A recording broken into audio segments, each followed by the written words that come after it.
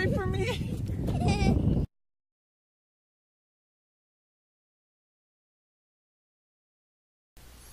The three main factors that play a role in the diversity of who is affected by obesity are socioeconomic status, biological differences, and ethnicity. There is very little difference in body mass index percentages within each of. In most countries which tend to fall in the category of underdeveloped or undeveloped, people in a higher socioeconomic status tend to be taller and heavier, while people in lower socioeconomic statuses tend to be shorter and lighter. In developed countries, these same groups fare differently. People in a higher socioeconomic status are less likely to become obese, whereas people in lower socioeconomic statuses are more likely to become obese. A study of Canadian children published in the International Journal of Obesity found that in the wealthiest parts of Canada, only 6.4% of children were classified as obese, whereas in poorer areas of Canada, the percentage doubled to 12.8%. And out of that 12.8%, 48% of those children came from single-parent homes. In the same study by Dr. Goodman of Brandeis University in Waltham, Massachusetts, found that when both poorer children and wealthier children were fed the same foods and were active on similar levels, a larger percentage of poorer children became obese, and to a greater severity. This begs the question, why? Dr. Goodman, through her research, believes that obesity in young people is more of a biological condition. According to research, poverty-related obesity can be traced to a part of the brain called the HPA axis. This part of the brain is connected to the hypothalamus, which regulates brain chemistry and hormone production. One such stress hormone is called cortisol. When cortisol is produced, it aids the body in turning fat into energy for fight or flight type responses. It also triggers the brain to store fat for these times. When the body is stressed, more cortisol is produced, which tells the body to store more fat, particularly at the waistline. When you connect the dots, you see that poorer children usually live more stress-filled lives. Those lifestyles trigger their bodies to make more cortisol, which in turn tells the body to store more fat. If the child does not have to make a life or death decision, the fat is stored. The stored fat adds to the stress levels by releasing toxins in the body, and the whole cycle starts over again in one never-ending vicious cycle. In a study at McGill University in 2001 of 300 children discovered that children from low-income families had up to 3 times the amount of cortisol in their systems, with the largest amounts being in elementary-age children. Doctors tend to treat these disorders with antidepressants. Conventional thinking tells us that obese people are always depressed, right? Well, this is not true. In a 2002 study of 10,000 U.S. teens published in the Journal of Pediatrics, they found that weight does not increase depressive symptoms.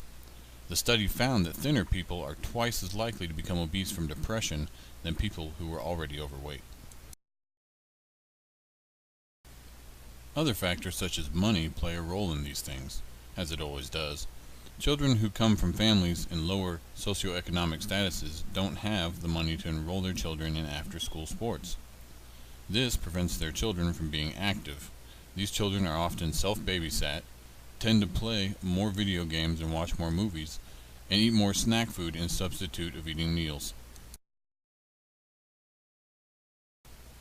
Poorer people tend to have poorer diets. Children from poorer backgrounds tend to consume easy-to-find, low-nutrition junk food in most cases. They are often forced to drink water from heavily fluorinated municipal water sources. Newsweek magazine published an article where researchers found fluorinated water leads to hypothyroidism or an underactive thyroid. It also leads to fatigue, obesity, and depression. This makes a connection between ethnicity, hypothyroidism, and poverty-based obesity.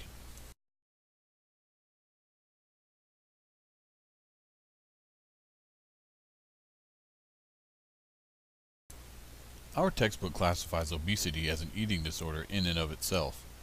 This left me confused and thinking, isn't obesity or the fear of becoming obese what causes an eating disorder? Obesity leads to personal dissatisfaction. Dissatisfaction leads to eating disorders such as anorexia and bulimia. These disorders involve not eating, binge eating, eating and throwing up away from others, and the use of laxatives to speed food through the body. doctors have found success in treating these disorders with antidepressants. After digging deeper, brain chemistry comes into play yet again.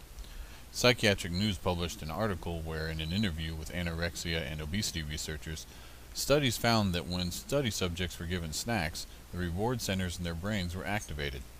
This differed from their control subjects. People with eating disorders or who suffer from obesity may not have the biological control mechanisms to keep them healthy. Dr. Joel Wallach, author of Hell's Kitchen and Dead Doctors Don't Lie, states, "Obesity is a disease of deficiency, not a disease of surplus. The munchies, as we call them, are symptoms of vitamin and mineral deficiencies. Fat is produced as a symptom of these vitamin and mineral deficiencies when we consume foods low in vitamin and mineral content, yet contain high calories." For instance, let's take a salad from the 1950s. It contains X amount of vitamins and minerals and Y amount of calories. Due to over-farming and soil depletion, a salad today contains 1/7 of the vitamin and mineral content it used to, yet contains roughly the same amount of calories. Today you would have to consume 7 salads to receive the same vitamin and mineral content needed by the body versus the one salad from the 1950s.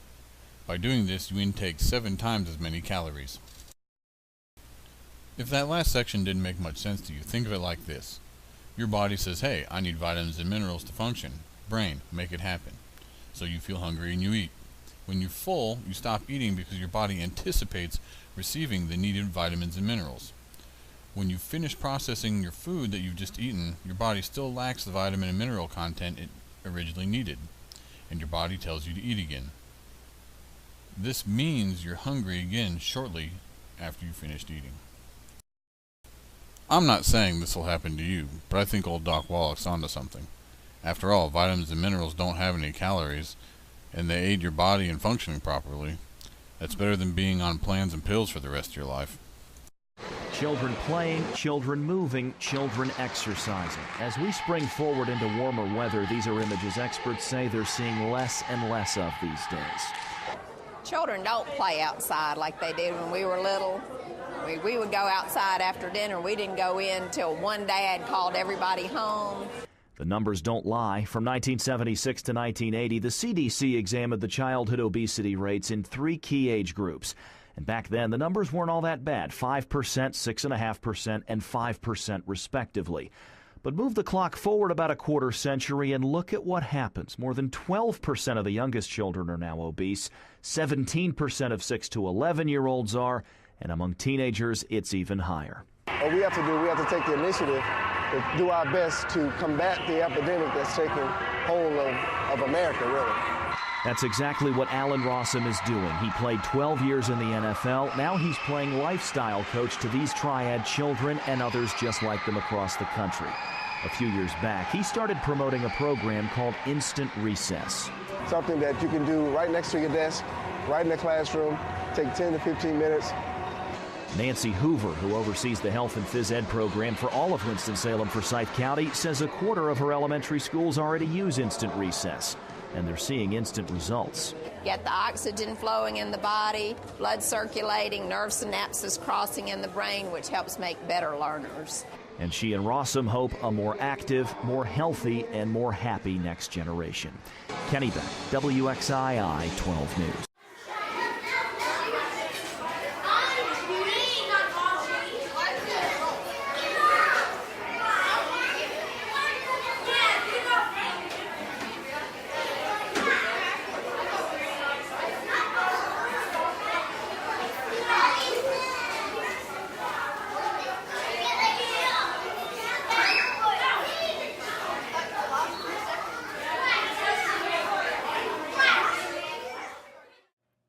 So, combating obesity, what can we do? If we want our children to make healthy choices, then we also need to make healthy choices as parents, aunts, uncles, grandparents, and teachers. Children display mannerisms that they see on a daily basis.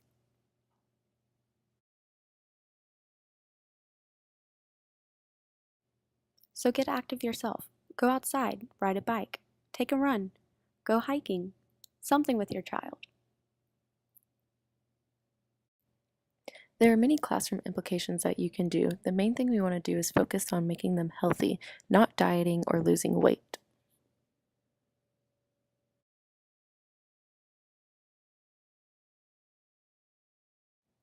One thing you can do is have more than one recess.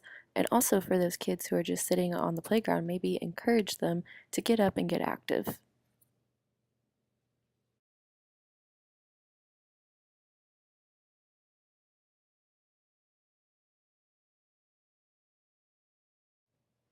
BrainPop is a great resource to use with your students.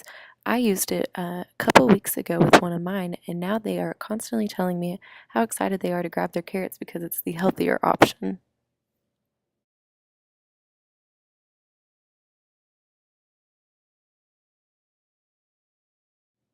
All in all, be involved, get active.